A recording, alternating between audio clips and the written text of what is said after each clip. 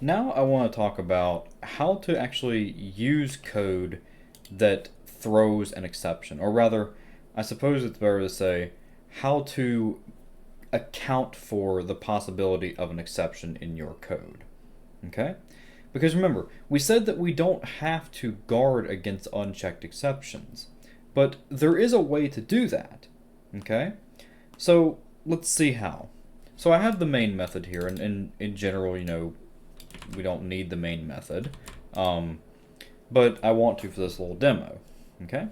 So let's say that we have some numbers that we're reading in, or that we just have, not reading in. We haven't talked about that yet. But let's just say that we have an array here of numbers, and we want to pass that to the average method. Okay? If we run this, then obviously it's going to throw an empty array exception, as we would expect. But what if we want to do something different rather than just having it crash the program? Okay? Because in particular, let's say that you have a program that should never ever terminate under any conditions. And, we can think of a few of those, like, let's say, a game, or more importantly, a server. I guess a game could crash. But servers, you don't want those to go down. And you probably have a lot of times where a user can end up inputting bad values that would otherwise cause the program to crash. So, for example, one thing, let's go back to the game example. I think this is one that more people can relate to. Let's say you have a game that is missing textures. Okay, you're loading up a game, and then somehow a file gets corrupted. Okay, like a file for a texture or a sprite in the game. One thing that the program could do is crash and say you're missing this texture file. We need it in order to continue. Another thing the game could do is use a default texture for that missing file, for that missing texture. And indeed, this is what a lot of source games do, and by source I mean games from Steam, such as Gary's Mod, Team Fortress 2, and things like that. They will use, and many other games do this, it's not just exclusive to them, but they will have a missing textures image that takes the place of a missing texture. Okay? So instead of crashing the game and preventing you from playing at all, it just means you have this kind of crappy looking missing texture that goes over any place where the texture that they couldn't find would otherwise be. Okay? So that's a case in which where you could crash the program.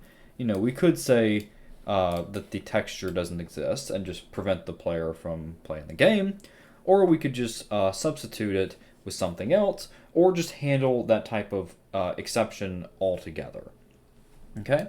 And indeed, we can do that here as well. So what we could do is say, okay, well, if the average doesn't exist, like if this throws an exception, then I want to, let's say, print out a message to the user using system.out.println. Let's just say we want to do that. Okay? And if it doesn't throw an exception, then we'll just continue on as normal. Okay?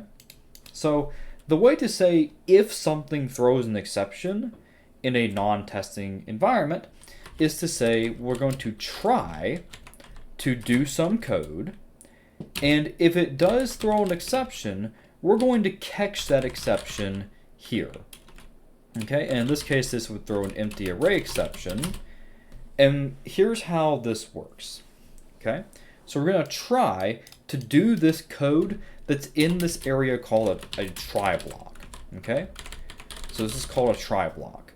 And then this is called, of course, a catch block. Okay, so we will try to do all of this code here.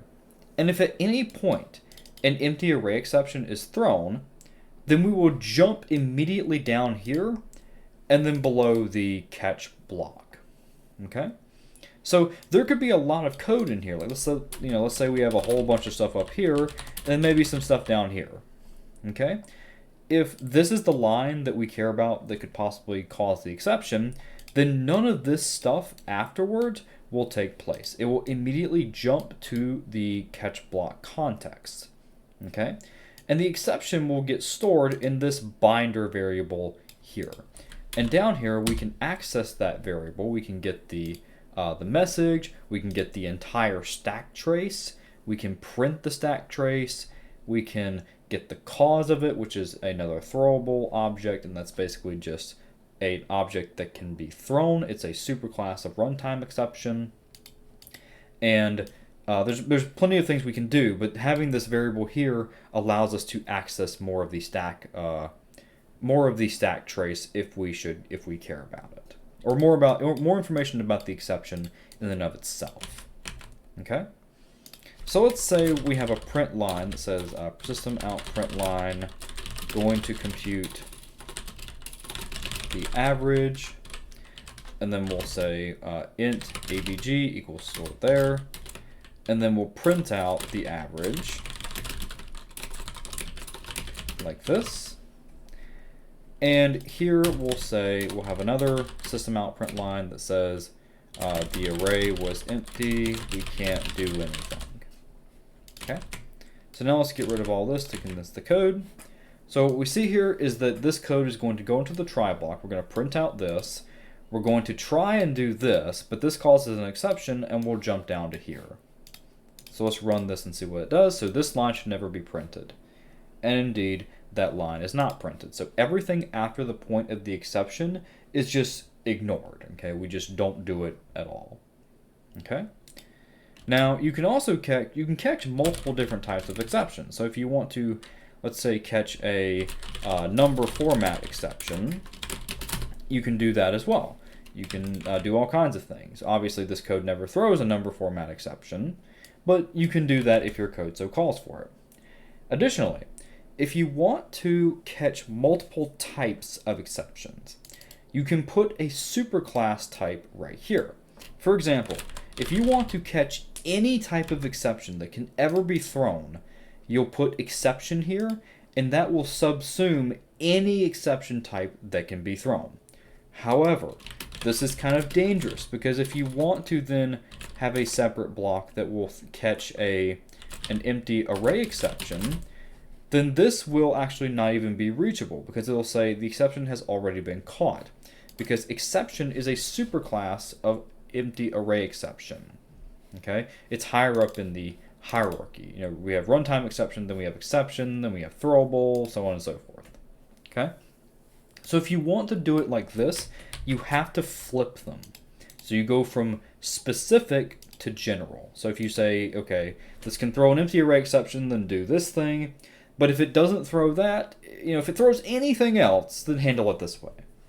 Okay, so you always want to go specific to general when you're talking about catching exceptions.